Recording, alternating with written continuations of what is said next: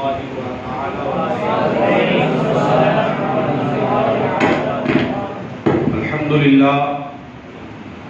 لله الحنان المنان الذي خلق الإنسان وعلمه البيان وعلى آله وأصحابه ذوي الخير والإحسان أما بعد فأعوذ بالله من الشيطان الرجيم بسم الله الرحمن الرحيم إن الذين يبايعونك إنما يبايعون الله يد الله فوق أيديهم آمنت بالله صدق الله العلي العظيم وبلغنا رسوله النبي الأمين المكين المختار الكريم. جیسے میں آپ حضرات کو پڑھاؤں آپ حضرات بھی اپنی غلامی کا ثبوت دیتے ہوئے بلند آواز سے پڑھیں. الصلاة والسلام علیک یا رسول اللہ، الصلاة والسلام علیک یا نبی اللہ،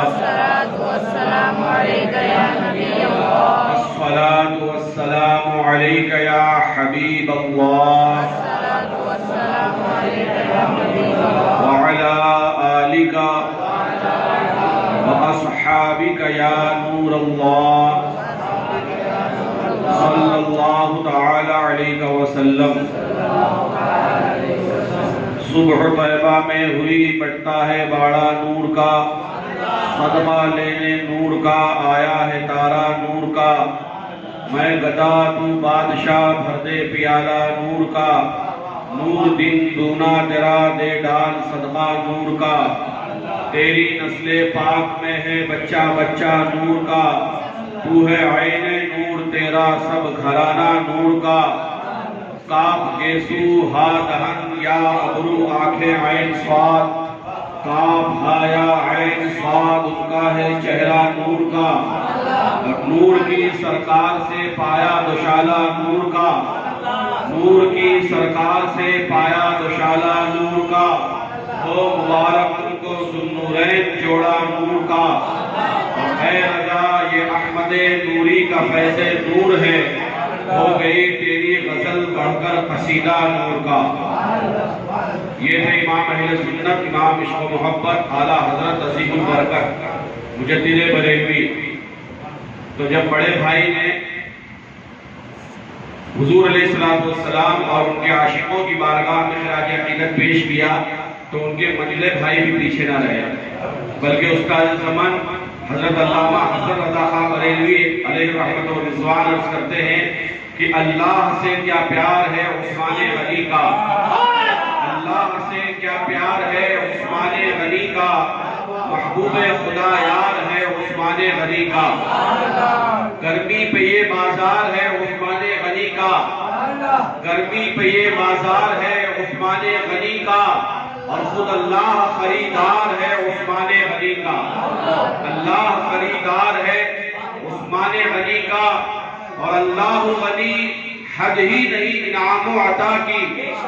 اللہ غنی حد ہی نہیں انعام و عطا کی. کیا فیض پہ دربار ہے عثمان غنی کا،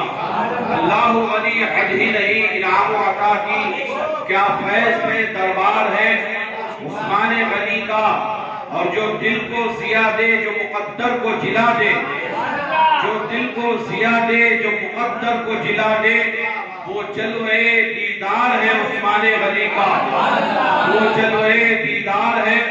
عثمان غنی کا. اور مقتے میں اپنا کانفیڈنس اور توکل اور بھروسہ اور عثمان غنی کی ذات پر اس قدر پاورفل انہوں نے عقیدہ اپنا ثابت کیا کہ رک جائیں میرے کام حسن ہو نہیں سکتا، رک جائیں میرے کام حسن ہو نہیں سکتا، کیونکہ فیضان مددگار ہے عثمان غنی کا، فیضان مددگار ہے عثمان غنی کا. درود پاک پڑھے اللہم صلی علی سیدنا مولانا محمد وبارک وسلم. السلام علیکم یا رسول اللہ صلی اللہ علیہ وسلم. محترم حضرات، وقت مختصر ہے اور جس سلسلے میں یہ محفل پاک منعقد ہے بہت ہی عظیم اور اسلام کی جلیل القدر شخصیت خلیفہ سوم امیر المومنین خلیفۃ المسلمین کامل حیاء و ایمان سیدنا ابو عمرو عثمان ابن عفان رضی اللہ تعالیٰ عنہ کے نامی اس میں گرامی سے یہ محفل پاک منسوب ہے۔ سیدنا عثمان غنی رضی اللہ تعالیٰ عنہ جیسے کہ آپ جانتے ہیں اسلام کے تیسرے خلیفہ ہیں،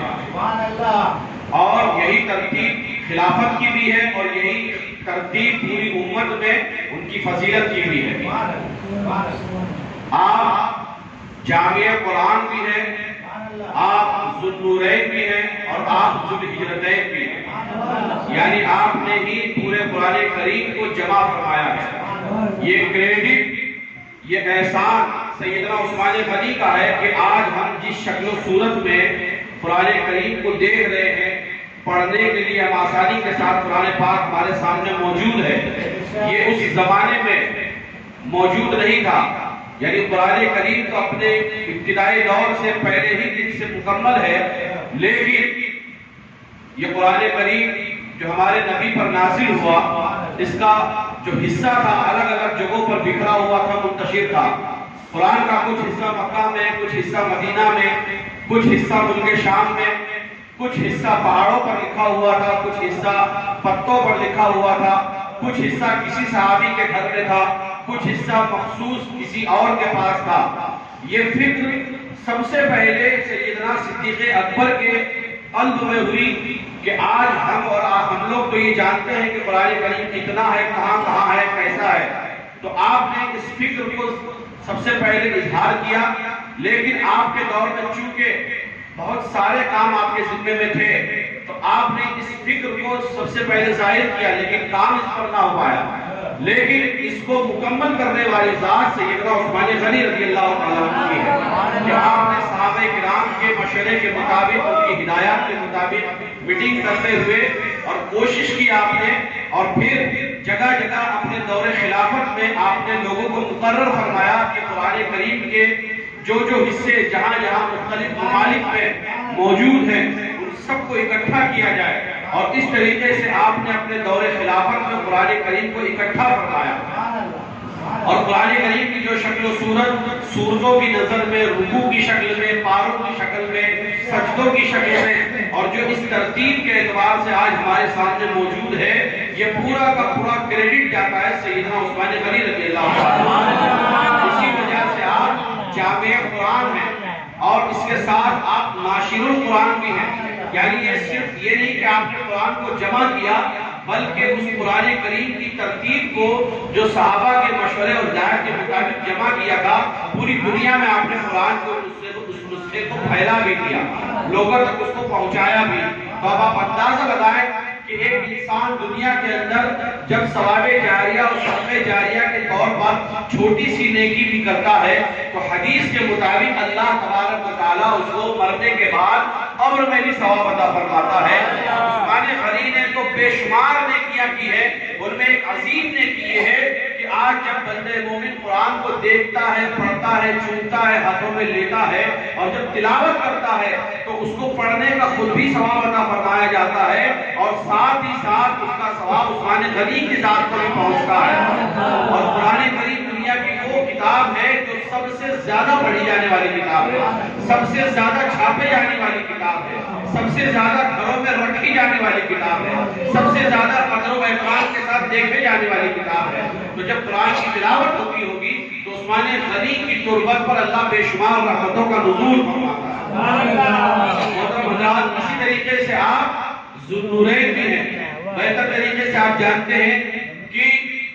کسی بھی انسان کے نکاح میں کسی بھی نبی کی دو بیٹیاں اکٹھا نہیں ہوئی، لیکن سیدنا عثمان غنی کی یہ ذات مبارک ہے کہ آپ کے نکاح میں صرف نبی کی نہیں بلکہ تاجدار انبیاء کی دو بیٹیاں اکٹھا ہوئی۔ رقیہ رضی اللہ تعالیٰ عنہ کا نکاح اللہ کے نبی علیہ السلام نے آپ کے ساتھ کیا، اور جب سن 9 ہجری میں غزوہ بدر کے موقع پر حضرت رقیہ جب بیمار تھی، اور جب غزوہ بدر کے لیے اسلام کا لشکر روانہ ہو رہا تھا، تو چونکہ آپ کی بیٹی بیمار تھی حضور صلی اللہ علیہ وسلم کی، تو حضور علیہ السلام نے حضرت عثمان غنی کو یہ اجازت دی کہ تم باہر نہ نکلو، یہاں پر رہو، ان کی تیمارداری کرو اور مدینے والوں کی خبر گیری کرنا. اسی لیے حضور نے خود اجازت دی. تو ظاہری طور پر عثمان غنی جنگ بدر میں شریک نہیں ہوئے، لیکن چونکہ حضور نے آپ کو اجازت دی تھی اسی لیے آپ کا شمار جنگ بدر کے لوگوں میں ہوتا ہے، یعنی جنگ بدر کے اندر شامل ہونے والے لوگوں میں آپ کا شمار ہوتا ہے. اور جب جنگ بدر فتح ہوئی اور قاسم پہنچا اور فتح کی خبر مدینہ شریف میں ہوئی تو اس وقت حضرت رقیہ کا انتقال ہو گیا تھا اور عثمان غنی آپ کی اپنی بیوی یعنی حضرت رقیہ کو دفن کر رہے تھے. اور پھر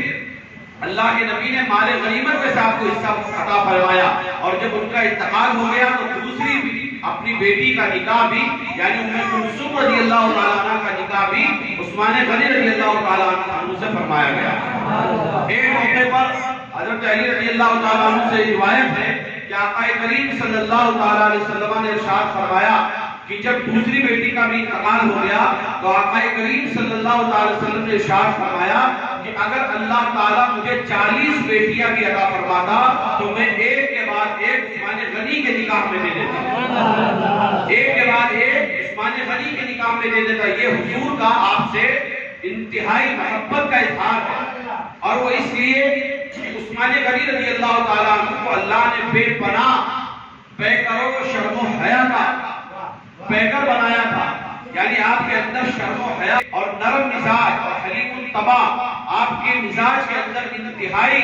سادگی اور نرمی پائی جاتی تھی. اور خود حضور صلی اللہ علیہ وسلم آپ کی شرم و حیا کا احترام کیا کرتے تھے. مسلم شریف کی روایت ہے،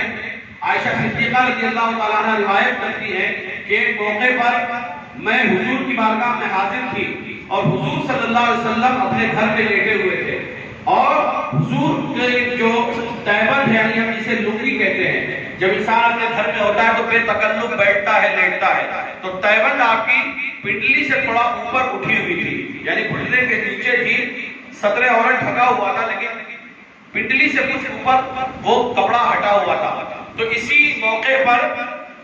حضرت ابوبکر صدیق رضی اللہ تعالیٰ عنہ گھر میں اجازت لے کر حاضر ہوئے. حضور سے دعا سلام ہوئی، گفتگو ہوئی اور وہ رخصت ہو گئے. تھوڑی دیر کے بعد حضرت عمر ابن خطاب رضی اللہ تعالیٰ عنہ کا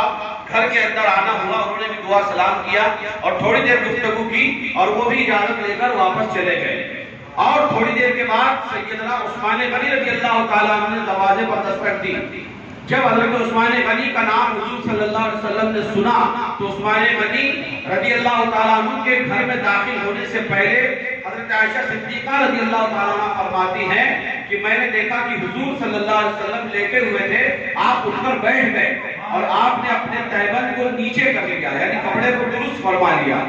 تھوڑی دیر تک عثمان غنی آپ کے بغل میں بیٹھے رہے، تھوڑی دیر گفتگو ہوئی اور پھر وہ رخصت ہو گئے. تو حضرت عائشہ صدیقہ رضی اللہ تعالیٰ عنہ روایت کرتی ہے کہ یا رسول اللہ، ابھی تھوڑی دیر پہلے میرے والد حضرت ابوبکر صدیق آئے، آپ سے گفتگو کی، آپ اسی طریقے سے لیٹے رہے اور آپ نے گفتگو کی. پھر عمر فاروق اعظم آئے، آپ نے اسی حالت میں گفتگو کی. لیکن جب عثمان غنی آئے تو آپ اٹھ کر بیٹھ گئے، آپ نے کپڑے کو درست کر لیا. اس کی وجہ کیا ہے؟ آقا کریم علیہ الصلوۃ والسلام نے ارشاد فرمایا کہ عائشہ الا استحیی من رجل، شرم و حیا کے اس قدر پیکر ہے کہ جن سے صرف انسان اور جنات ہی نہیں بلکہ فرشتے بھی حیا کرتے ہیں. یہ حضور کا آپ سے کمال محبت ہے، کمال اظہار عقیدت ہے کہ آپ اس قدر شرمیلے تھے، اس قدر نرم مزاج کے تھے کہ حضور صلی اللہ علیہ وسلم بھی آپ کا بے پناہ آپ سے محبت کرتے تھے اور آپ کا احترام کیا کرتے تھے. نبی کریم صلی اللہ تعالیٰ علیہ وسلم کی ذات کو اللہ نے تمام خوبیاں اور تمام کمالات عطا فرمائے تھے. جس طریقے سے گلستان میں باغ کے اندر بے شمار پھول ہوتے ہیں اور ہر پھول کا الگ الگ رنگ ہوتا ہے، ہر پھول کی الگ الگ خوشبو ہوتی ہے، ہر ایک پھول کی الگ الگ صفت ہوتی ہے.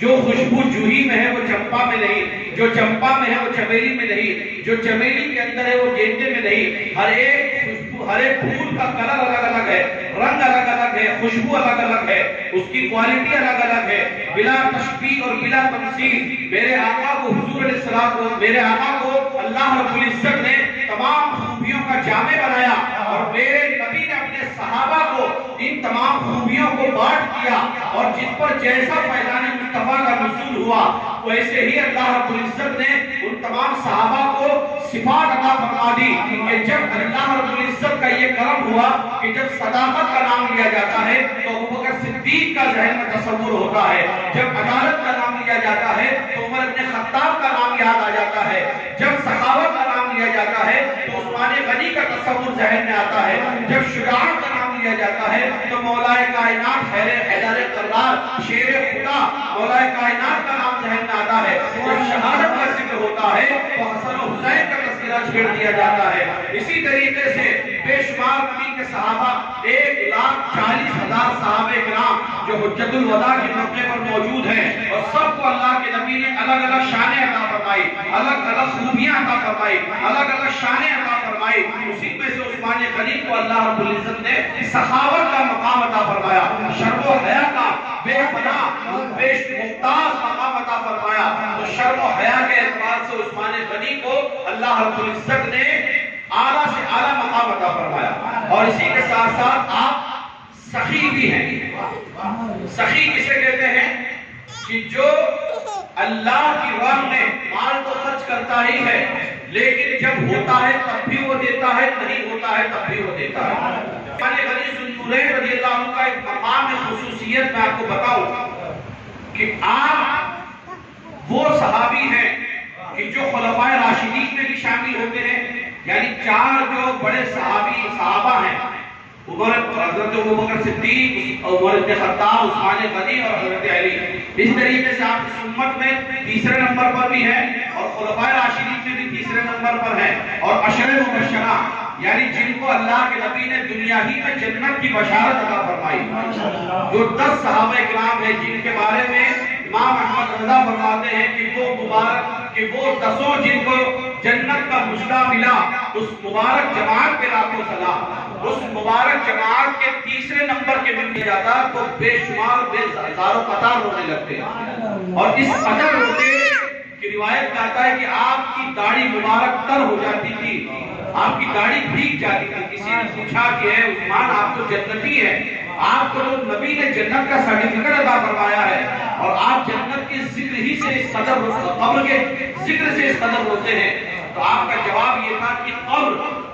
دنیا کا سب سے آخری مقام ہے اور جنت کا سب سے پہلا مقام ہے، یعنی دنیا کی سب سے آخری منزل اور جنت کی سب سے پہلی منزل ہے۔ جو اس میں پھنس گیا وہ آگے تک پھنس جائے گا اور جو اس میں پاس ہو گیا وہ آگے تک پاس ہو جائے گا۔ آپ اندازہ لگاؤ کہ جنتی صحابی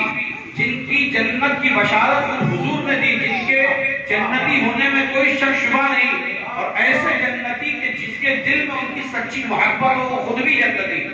وہ قبر سے اس قدر خوف کر رہے ہیں، وہ اس قدر زارو قطار ہو رہے ہیں، تو پھر ہمارے دل میں قبر کا کس قدر خوف ہونا چاہیے، ہمارے دل میں خوف خدا کس قدر ہونا چاہیے، ہم کو عذاب قبر سے کس قدر ڈرنا چاہیے۔ بہرحال یہ عثمان غنی کا درس ہے، سبق ہے کہ ہم کو بھی اپنی قبر کی تیاری کرنے کی اللہ توفیق عطا فرمائے۔ عثمان غنی ذو النورین کی بات ہو رہی تھی کہ آپ خلفائے راشدین میں ہیں، عشرہ مبشرہ میں ہیں، اور اس کے ساتھ ساتھ آپ وہ صحابی ہیں کہ جن کو اللہ نے ویسے بھی جنت کی خوشخبری عطا فرمائی اور اسپیشلی تنہا بھی آپ کو اللہ کے نبی نے 2 مرتبہ جنت کی بشارت عطا فرمائی، یعنی کہ یہ کہیے کہ عثمان غنی نے 2 مرتبہ اللہ کے نبی سے جنت کو خرید لیا، جنت کو خریدا ہے۔ نبی نے ڈکلیئر فرمایا کہ عثمان نے جنت کو خرید لیا۔ ایک تو وہ موقع تھا کہ جب مدینہ شریف میں پینے کے پانی کی بہت کمی تھی، پہلے سالی کا زمانہ تھا، تو اللہ نے چونکہ آپ کو بہت مال و دولت سے نوازا تھا تو حضور نے اس کا اظہار آپ سے فرمایا، تو آپ نے بیر روما یعنی روما کا کنواں خریدا اور خرید کر کے نبی کی بارگاہ میں اسے صدقہ فرما دیا، تو پورا مدینہ اس کنویں سے پانی پیتا تھا۔ تو آپ اندازہ لگاؤ کہ جب لوگ پانی پیتے ہوں گے اور اپنی پیاس بجھاتے ہوں گے تو چاہے دعا دے یا نہ دے، عثمان غنی کو بے پناہ ثواب ملتا رہا۔